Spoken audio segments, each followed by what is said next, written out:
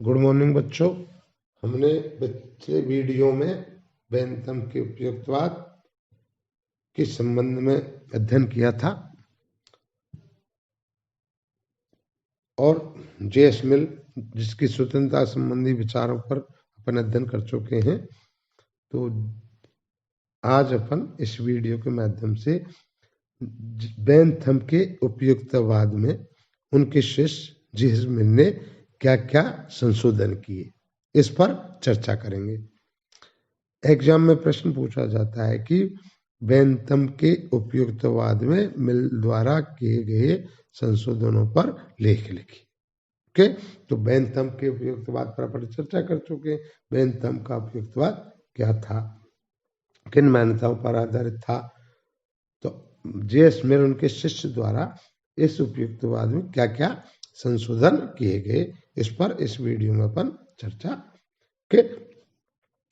मिल ने बेंथम के उपयुक्तवाद के सिद्धांत को एक दर्शन, एक विश्वास और एक धर्म के रूप में ग्रहण किया और इसके प्रचार को अपने जीवन का लक्ष्य बनाया। किंतु मिल का बौद्धिक क्षितिज और भावात्मक आधार बेंथम से कहीं अधिक व्यापक था और उसने मानवीयता के उस तत्व को प्रधानता दी जिसमें बेंथम लगभग अछूता ही रहा। ऐसी स्थिति में मिल के उपयुक्तवाद का बेंथम के उपयुक्तवाद से भिन्न होना नितांत स्वभाव था। इसके अतिरिक्त मिल के समय में उपयुक्तवाद की तीव्र आलोचना की जा रही थी और कहा जा रहा था कि एक इंद्रिय वासनाओं यानी इंद्रिय वासनाओं पर अधिक बल देता है। कौन? बेंथम को उपयुक्तवाद, और मानव जीवन को दूषित करने वाला है। उसने इन आरोपों का खंडन करने के लिए उपयुक्तवादी विचारधारा में कुछ ऐसे नैतिक और नैतिक और असुखवादी तत्वों का समावेश किया, जिससे मूल दर्शन में ही आधारभूत परिवर्तन हो गया। उपयुक्तवाद के संबंध में मिल की स्थिति एक वैचारिक द्वंद्व की है और मैक्सी है विचारक, उसने इस संबंध में लिखा है। मिल में हम एक संघर्ष देखते हैं। वह संघर्ष है उसकी वह बौद्धिक सामग्री जो कि उसे अपने उपयुक्तवादी गुरुजनों से विरासत में मिली थी, जिनके लिए उसके हृदय में प्रेम और श्रद्धा थी, और उस परिणाम के बीच जिस पर कि वह अपने खुले मस्तिष्क तथा संवेदनात्मक परीक्षण के कारण पहुंचा था। मिल द्वारा बेंथम के उपयुक्तवाद में जो संशोधन किए गए उनका उल्लेख हम निम्न बिंदुओं के आधार पर कर सकते हैं। विभिन्न सुखों में गुणात्मक भेद भी स्वीकार करना। बेंथम ने क्या कहा था? बेंथम को पढ़ा है, सुखों में मात्रात्मक भेद हो सकता है, गुणात्मक भेद नहीं। ओके, लेकिन मिल ने क्या कहा कि सुखों में गुणात्मक भेद भी होता है। बेंथम ने विभिन्न सुखों में केवल मात्रा का अंतर देखा था, गुणों का नहीं। उसका कहना था कि यदि सुख की मात्रा बराबर हो तो पशुपन नामक बच्चों का खेल भी उतना ही अधिक श्रेष्ठ है जितना कि काव्य पाठ। लेकिन मिल ने यह अनुभव किया कि विभिन्न सुखों के मूल्यांकन में गुणात्मक अंतर भी किया जाना चाहिए।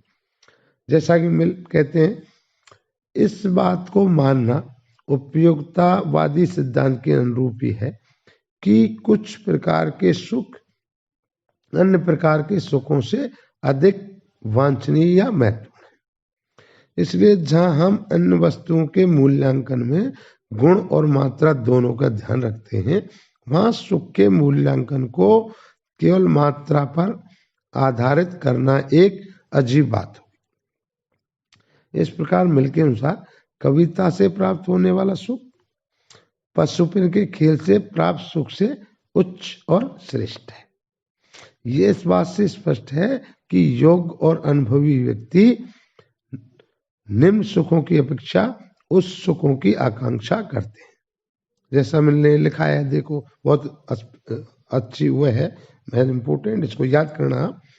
एक संतुष्ट सुअर की अपेक्षा असंतुष्ट मानव होना श्रेष्ठ है। एक संतुष्ट मूर्ख की अपेक्षा असंतुष्ट सुकरात होना श्रेष्ठ है। और यदि मूर्ख और सुकर दूसरा मत रखते हैं तो इसलिए कि केवल वे अपने पक्ष को जानते हैं, जबकि दूसरा पक्ष कौन? मानव और सुकरात, दोनों पक्षों को यानी दोनों प्रकार के सुखों को जानता है। ठीक है, इस प्रकार मिलने विभिन्न सुखों में मात्रात्मक भेद के साथ गुणात्मक भेद को भी स्वीकार करते हुए उपयुक्तवाद को क्या बना दिया? अधिक मानवीय। ठीक है, दूसरा मिलने संशोधन किया है, मानव जीवन का लक्ष्य अन्य व्यक्तियों का सुख भी है, खुद का सुख नहीं है। बेंथम ने क्या कहा था?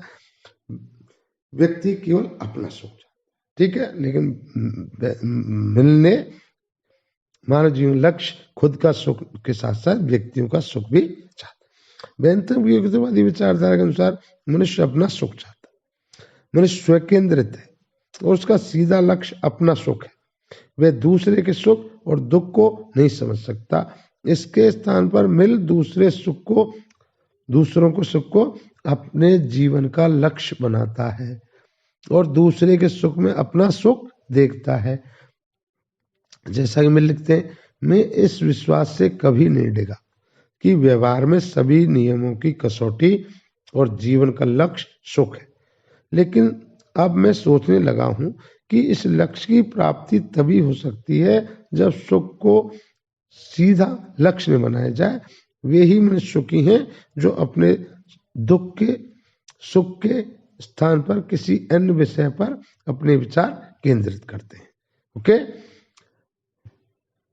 मिल द्वारा जो संशोधन बेंथम के उपयुक्तवाद जो संशोधन किए गए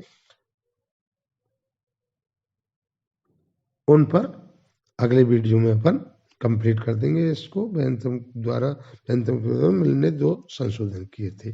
ठीक है बच्चों, जय।